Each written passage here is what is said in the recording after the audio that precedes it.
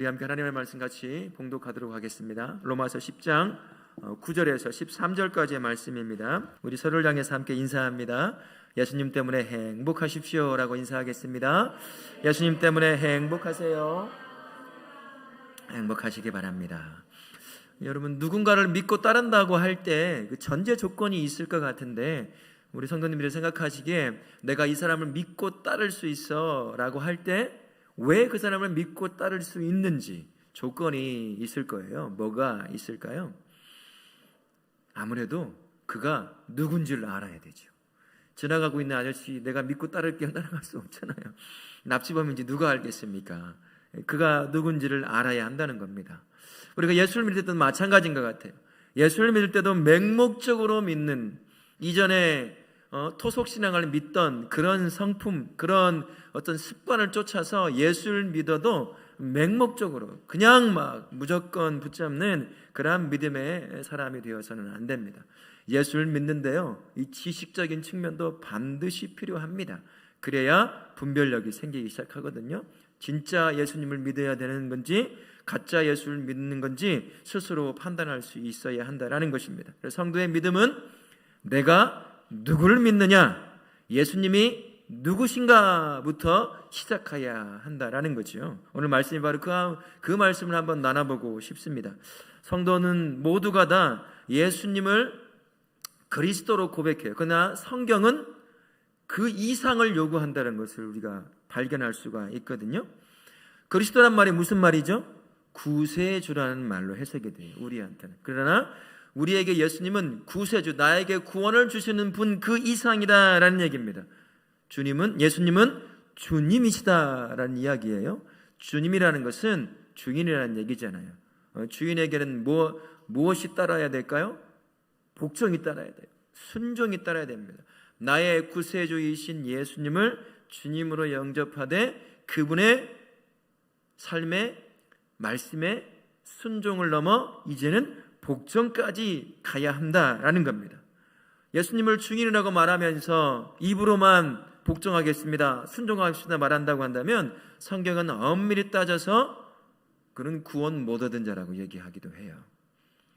정말 내가 예수님을 구세주로 영접하고 그분이 내 인생의 주인이라고 한다면, 주님으로 모셨다면 주님은 그러잖아요. 그렇다면 그분의 삶을 쫓아 순종하고 복종해야 한다라는 겁니다. 반드시 그렇게 순종과 복종으로 삶의 겉으로 드러나게 되어 있다라는 겁니다.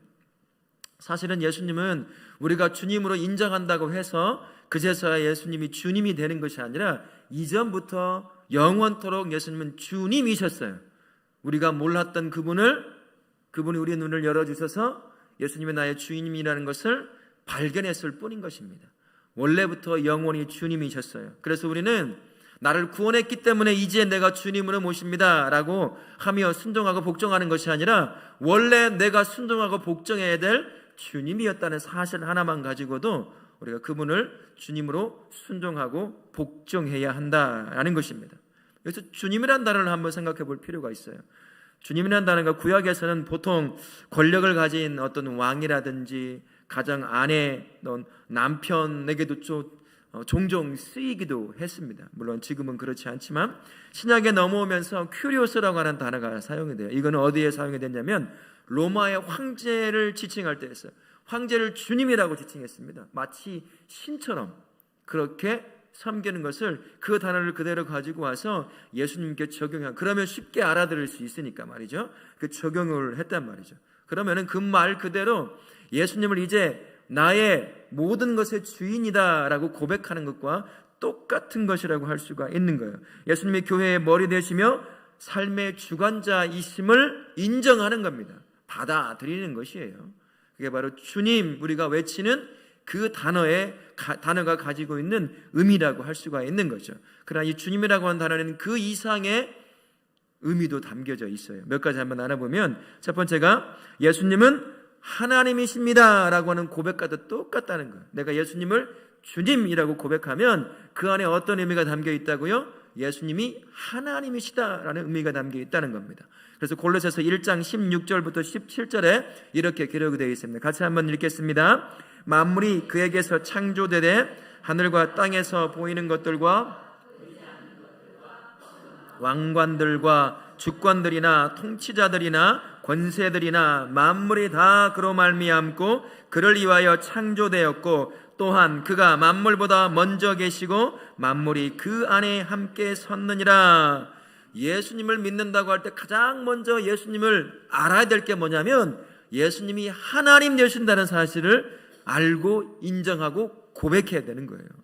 예수께서 자신이 이 땅에 오심부터 항상 떠나지 않았던 한 가지가 뭐가 있냐면 어떻게 인간의 몸을 입고 온 사람이 동시에 하나님일 수 있느냐, 이 문제가 그때부터 지금까지 여전히 신학적 논쟁거리가 되고 있습니다. 우리가 잘 알고 있는 미국의 솔트레이크 시티라고 하는 곳에 뭐가 가장 유명할까요? 몰몬교가 유명해요.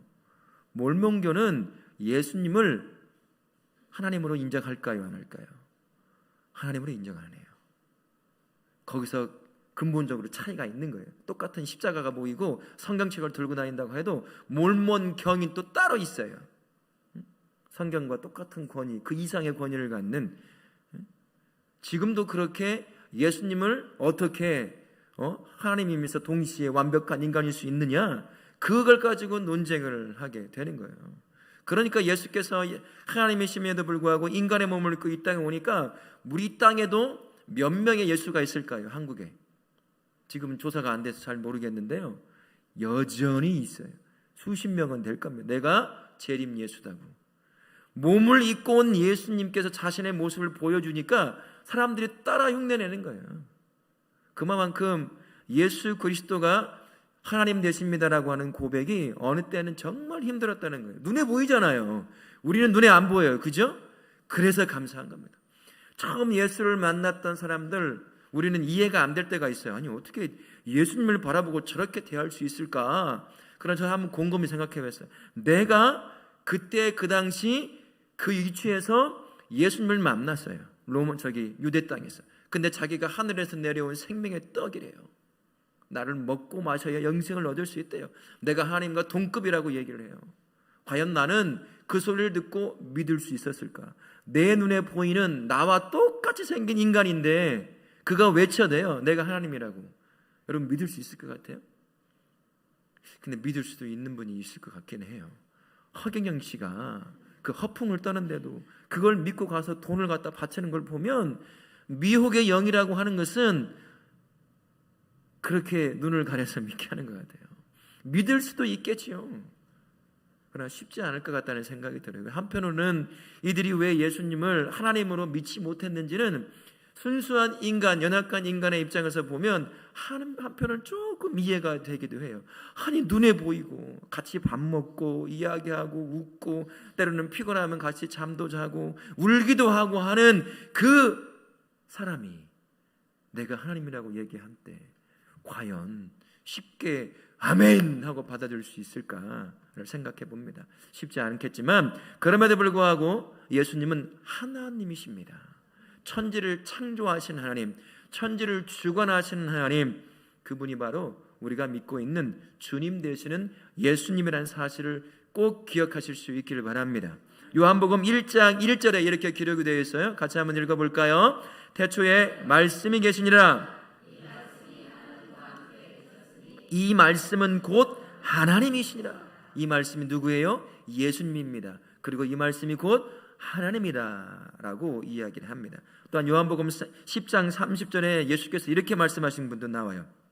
나와 아버지는 하나이니라.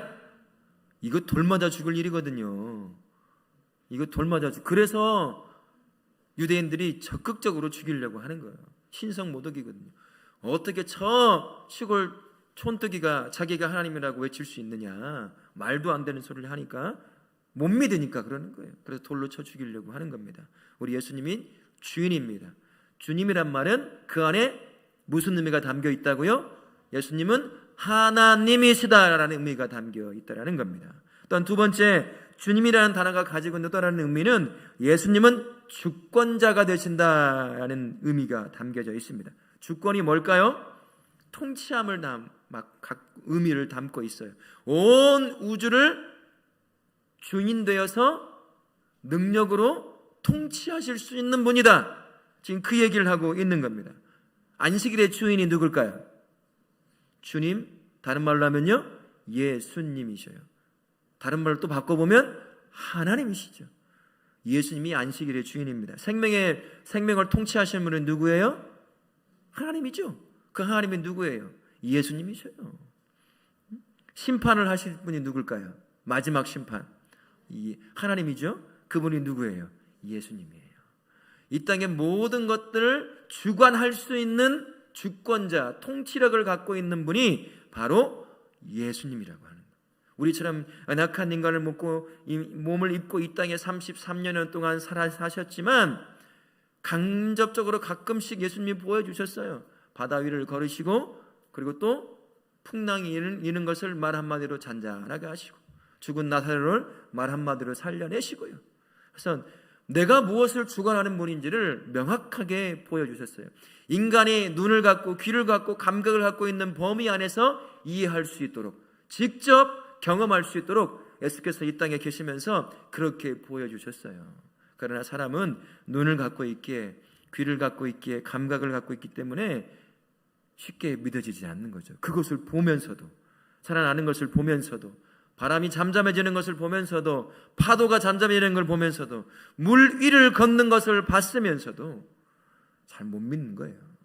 그러나 우리 하나님은 모든 피조물들을 통치할 수 있는 분임을 여러분 기억하실 수 있기를 바랍니다. 또한 세 번째, 주님이라고 하는 단어 안에 숨겨져 있는 또 다른 의미는 예수님은 구주시다라는 것이에요. 우리가 잘 알고 있는 것처럼 메시아이시다, 그리스도이시다, 그런 말을 담고 있는 겁니다.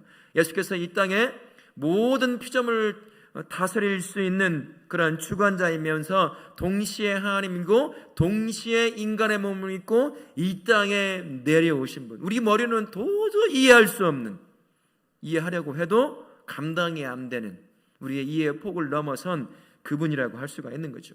33년 동안 우리랑 똑같이 이 땅에 발을 딛고 걸으시며 함께 아파하고 먹고 피곤해하시고 슬퍼하시고 기뻐하시며 33년이라는 시간 동안 저와 우리가 겪을 수 있는 모든 희노애락을 다 겪으셨어요. 내가 어떠한 죄 가운데, 고통 가운데 살아가는 존재인지를 직접 몸소 경험하신 분이에요. 그래서 우리가 예수님 앞에 언제든 달려갈 수 있는 거예요. 나를 이해하는 분, 내가 나를 이해한 것보다 더 깊이 이해할 수 있는 분이 날 만드시고 죄 가운데 살아가는 나의 삶을 친히 다 경험해내신 예수님이에요. 그래서 우리가 갖고 있는 아픔, 슬픔, 이 모든 것들을 그대로 가지고 가면, 나도 나를 이해하지 못한다 하더라도 우리 예수님은 나의 아픔을 그대로 이해하는 겁니다. 그래서 여러분이 가지고 있는 아픔을 그대로 하나님 앞에 가지고 가시면 돼요. 예수님이 가지고 가면요, 다 이해하셔요. 받아주셔요. 끌어안아 주십니다. 그 고통을 다 겪고 끝내 우리가 겪는 죽음의 그 고통에서 스스로 내가 져야 될 십자가를 대신 지시고 사망 권세를 이기시고 부활하심으로 말미암아 우리의 구세주가 되어 주신 거죠. 수많은 사람들이 예수님의 부활을 부인하려고 했어요. 아니다라는 것을 증명하려고 애를 썼습니다. 우리 7월 둘째 주 오후 영화가 있는 예배 시간에 지난번 제가 한번 설교 시간에 이야기했던 예수는 역사다라고 하는 영화를 한번 보려고 합니다. 그분이 목사님이 되셨잖아요. 그분이 실제 삶의 경험을 통해서 이야기하는 것을 볼 텐데요. 그렇게 부활하심으로 말미암아 나의 구세주가 되어 주신 거예요. 이 땅에 내려오신 이유가 바로 그거 아닙니까? 그 이유가, 그 목적이 나를 영원한 죽음에서 영원한 생명으로 구원의 길을 가게 하시려고 그렇게 이 땅에 오신 분, 그분이 바로 예수 그리스도, 우리가 믿는 주님 되시는 예수님이시다라는 것입니다. 베드로전서 2장 4절에 24절에 이렇게 말씀하죠. 같이 읽습니다. 친히 나무에 달려 그 몸으로 우리 죄를 담당하셨으니 죽고 의에 대하여 살게 하려 하심이라. 우리 죄를 담당하기 위해서 인간의 몸을 입고 이 땅에, 그 방법 아니면 우리가 구원받을 길이 없었어요. 이게 하나님의 유일한 방법이었거든요.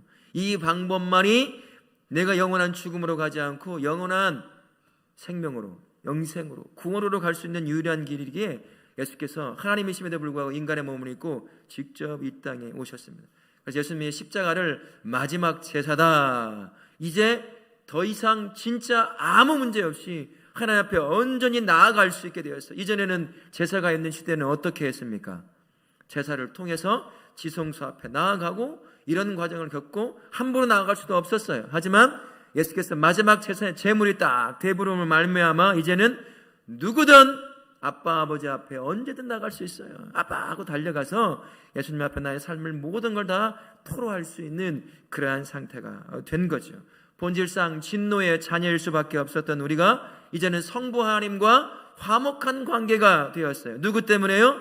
구세주 되시는 예수님 때문에 된 겁니다. 내가 열심히 잘 살아서, 내가 윤리적으로 잘 살아서가 아니에요. 능력이 있어서가 아닙니다. 전적으로 나의 구세주 되시는 예수님께서 그 일을 이루어 놓으셨기에 하나님 앞에 언제나 달려갈 수 있는 그 화목이 회복된 거죠. 그래서 로마서 5장 8절부터 9절까지 이렇게 사도 바울은 말합니다. 같이 읽습니다. 로마서 5장 8절 9절 없나요? 제가 올리지 않았나? 제가 한번 읽어봐 드릴게요. 우리가 아직 죄인 되었을 때에 그리스도께서 우리를 위하여 죽으심으로 하나님께서 우리에 대한 자기의 사랑을 확증하셨느니라. 그러면 이제 우리가 그의 피로 말미암아 의롭다 하심을 받았으니 더욱 그로 말미암아 진노하심에서 구원을 받을 것이니 라고 말씀하십니다. 이제 예수 그리스도를 통해서 나를 향한 진노가 완전히 사라졌어요.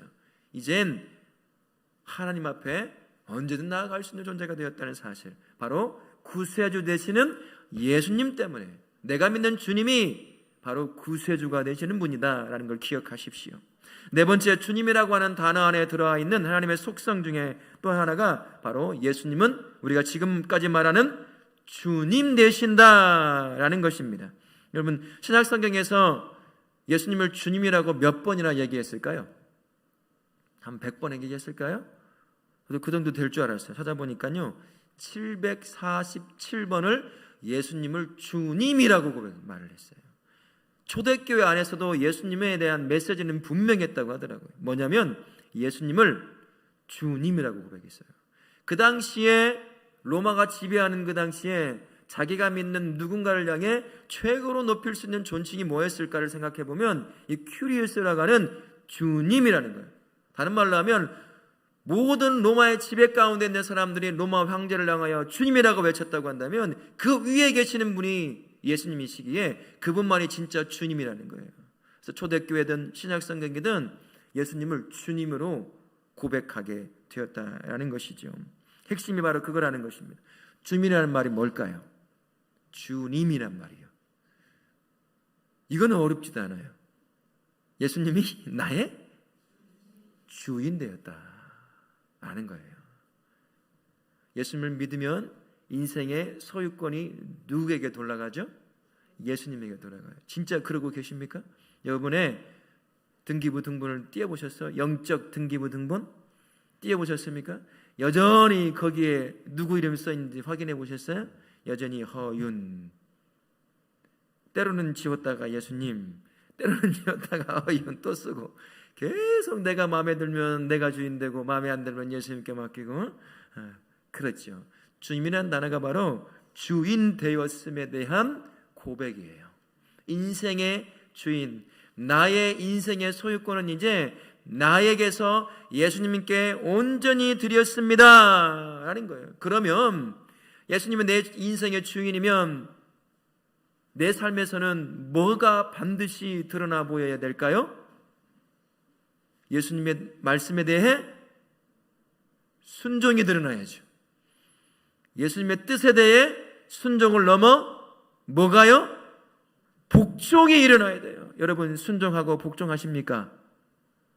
아니면 생각 좀 해볼게요. 아유 잠시만요. 이것만 좀 하고요. 이거 끝내고 따라갈게요. 그러고 사십니까? 우리 예수님은 나의 누구 되신다고요? 주님 되신다. 쉬운 말로 바꾸면 주인 되신다라는 거예요. 그래서 내 인생은 이제 내가 아니라, 내가 주인이 아니라 예수님이 주인 되었다라는 고백과 같다라는 거죠.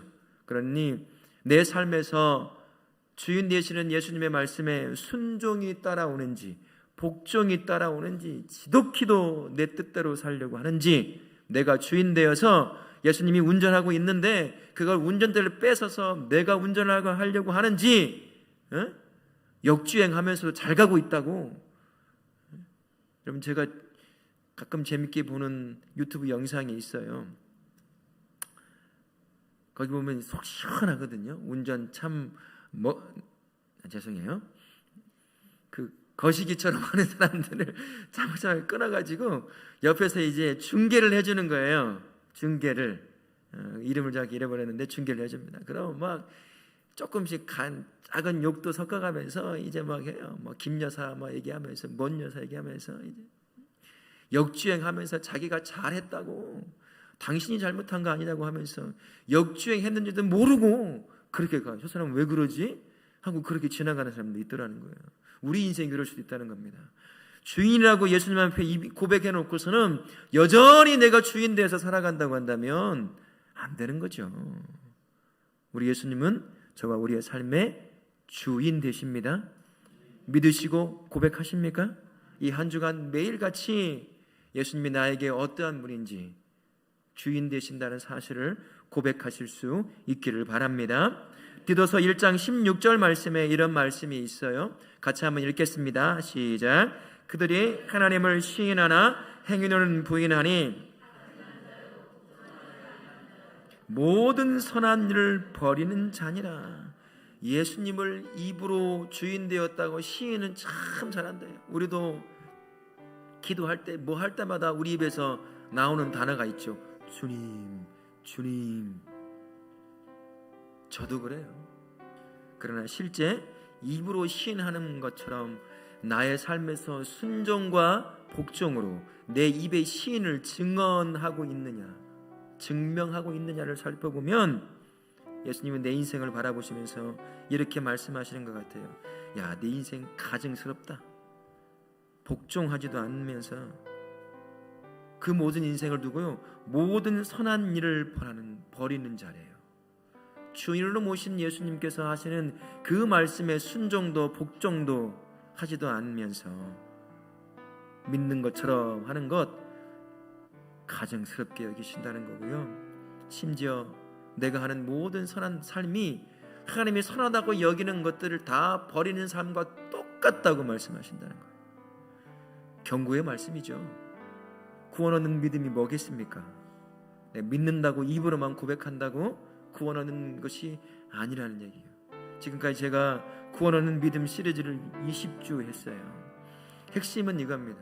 나는 구원 얻는 믿음을 갖고 있느냐는 거예요. 입으로 고백하느냐, 그게 중요한 것이 아니라 오늘 디도서 1장 16절 말씀인 것처럼 입으로 고백하는 것 넘어서서 나의 삶을 통해 순종과 복종함으로 시인해내느냐, 내 삶이 진짜 예수님을 구세주로 주인으로 증명하고 있느냐, 그것이 중요하다는 거예요.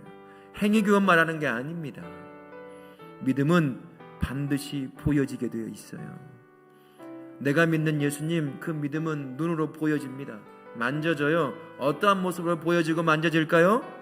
순종으로 만져지고 보여집니다. 복종으로 만져지고 보여져요. 이 한 주간 그리고 평생 구원 얻는 믿음을 가지신 여러분의 삶 가운데 순종이 항상 넘치길 바랍니다. 복종함이 넘치는 그러한 삶이 되어서 예수께서 네 인생을, 저의 인생을 가증스럽다라고 말씀하시는 것이 아니라 내가 너의 인생을 보면 행복하다, 기쁘다라고 고백하는 그 예수님의 입에서 나오는 그 고백을 들으시는 그 복된 삶을 사시기를 예수님의 이름으로 축원합니다. 아멘.